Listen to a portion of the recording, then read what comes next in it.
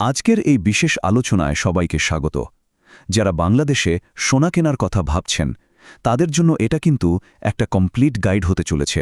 সোনা কেনার শুরু থেকে শেষ পর্যন্ত প্রত্যেকটা বিষয় আমরা সহজ করে বোঝার চেষ্টা করব। তো সোনা কেনার কথা ভাবলেই যে প্রশ্নটা সবার আগে মাথায় আসে সেটা হলো আসল ব্যাপারটা কি, মানে কোন কোন বিষয়গুলো খেয়াল রাখতে হবে। কোনো চিন্তা নেই, চলুন আজ আমরা এক এক করে এর উত্তরগুলো খুঁজে বের করি। ওকে, তাহলে শুরু করা যাক।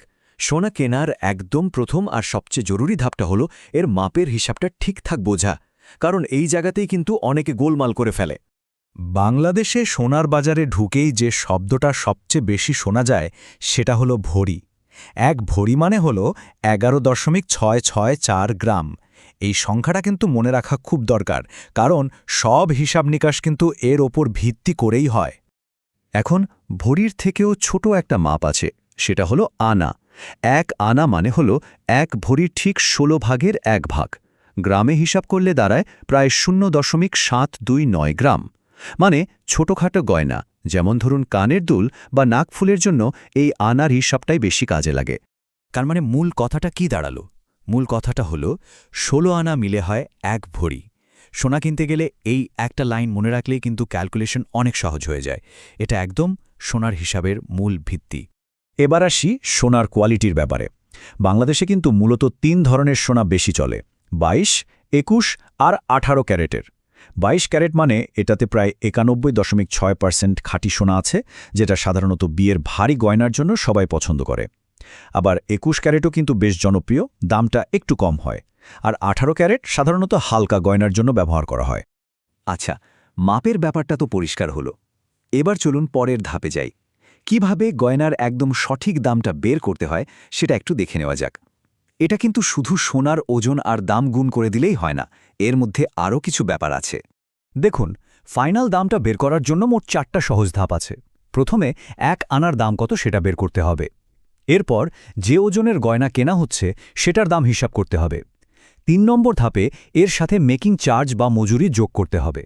আর সব শেষে সরকার নির্ধারিত 5% ভ্যাট যোগ করে দিলেই ফাইনাল দামটা বেরিয়ে আসবে। এখানে একটা খুব জরুরি বিষয় আছে।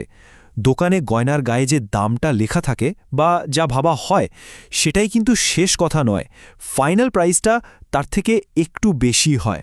আসলে সোনার মূল দামটা তো কেবল শুরু, এর সাথে আরও 2টো বড় খরচ যোগ হয়।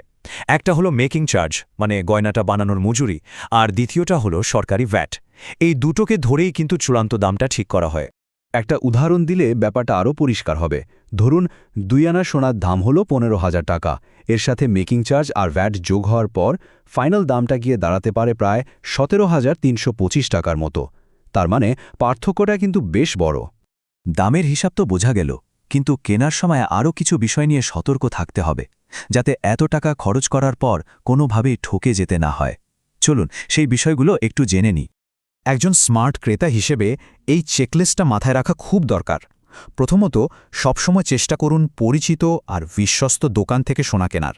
দ্বিতীয়ত, কেনার পর পাকা রসিদটা নিতে একদম ভুলবেন না। তৃতীয়ত, গয়নার গায়ে ক্যারেটের সিল বা হলমার্ক আছে কিনা সেটা ভালো করে দেখে নিন। আর হ্যাঁ, ওজনটা অবশ্যই নিজের চোখের সামনে ডিজিটাল মেশিনে চেক করে নেবেন। সবশেষে, পুরনো সোনা বদলাতে চাইলে কাটিং চার্জ কেমন হবে তা আগেভাগেই পরিষ্কার করে জেনে নেওয়া ভালো। চলুন এবার একদম ভিন্ন একটা বিষয় নিয়ে কথা বলি। সোনা কেনার পেছনের আসল উদ্দেশ্যটা কি? এটা কি শুধু পরার জন্য একটা গয়না, নাকি ভবিষ্যতের জন্য একটা বিনিয়োগ? দেখুন, এই দুটো উদ্দেশ্যের মধ্যে কিন্তু বেশ কিছু পার্থক্য আছে। যখন গয়না কেনা হয় সেটা মূলত পরার জন্য, এর সাথে একটা আবেগও জড়িয়ে থাকে। কিন্তু মেকিং চার্জের কারণে বিক্রি করার সময় এর দাম কিছুটা কমে যায়।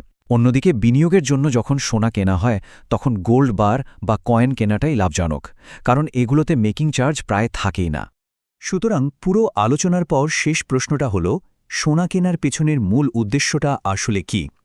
এই প্রশ্নটা নিজেকে করা খুব জরুরি, কারণ এর উত্তরের উপরই কিন্তু নির্ভর করছে কোন ধরনের সোনা কেনাটা সবচেয়ে বুদ্ধিমানের কাজ হবে।